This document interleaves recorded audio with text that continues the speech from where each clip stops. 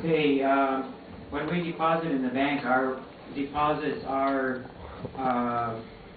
what's the word? They're insured by the Canadian Deposit Insurance Corporation. And so that if the bank should fail, the CDIC will give us our money back, supposedly. Now, I'm just wondering who pays for that insurance and who's going to pay for the money if the banks fail.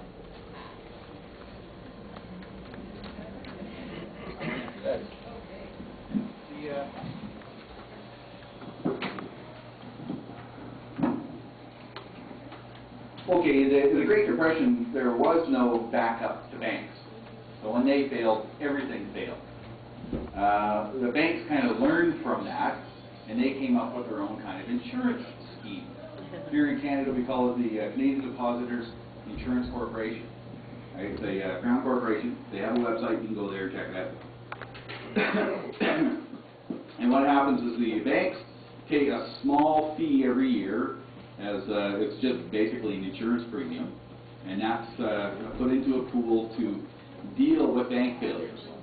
Right? And the problem is they put so little money into this insurance corporation that it couldn't even handle the failures of financial institutions that we had in the 80s. There were some, I think it was about 40, it was either 40 or 80 different financial institutions, banks, credit unions, things in Canada that failed in the 80s.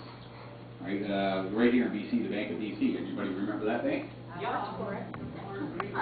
Bankrupt. Right, a whole bunch of them went down. The Canadian Deposit Insurance Corporation didn't have the money to cover even that. Never mind nationwide, everything failed.